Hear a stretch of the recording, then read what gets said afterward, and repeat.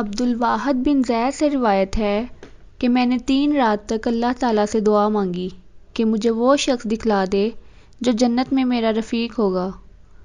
بس مجھ سے کہا گیا، یعنی اللہ کی طرف سے الہام ہوا کہ اے عبدالواحد، جنت میں تیری رفیق میمونہ السوداء نامی عورت ہے۔ بس میں نے کہا، وہ کہاں رہتی ہے؟ بس مجھ سے کہا گیا، وہ کوفہ میں فلاں قبیلہ میں ہے۔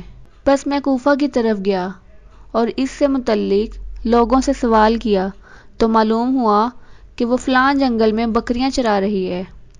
بس میں اس کی طرف آیا تو دیکھا کہ اس کی بکریاں بھیڑیے کے ساتھ چر رہی ہیں۔ وہ نماز پڑھ رہی ہے۔ جب وہ نماز سے فارغ ہوئی تو اس نے کہا، اے ابن زید، یہ یعنی دنیا وعدہ کی جگہ نہیں ہے بلکہ وعدے کی جگہ جنت ہے۔ بس میں نے اس سے کہا کہ تجھے اس بات کا کیسے علم ہوا کہ میں ابن زید ہوں؟ اس عورت نے کہا کہ تم نہیں جانتے، جب ارواح کو ایک جگہ جمع کیا گیا تو اس وقت بہت سی روحیں متعارف ہوئیں اور بہت سی متعارف نہیں ہوئی تھیں۔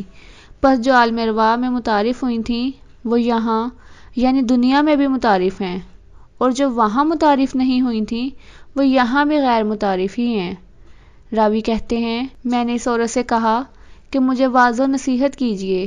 اس عورت نے کہا، جو خود واعظ ہو وہ دوسرے کے واعظ کا محتاج ہے، عجیب بات ہے۔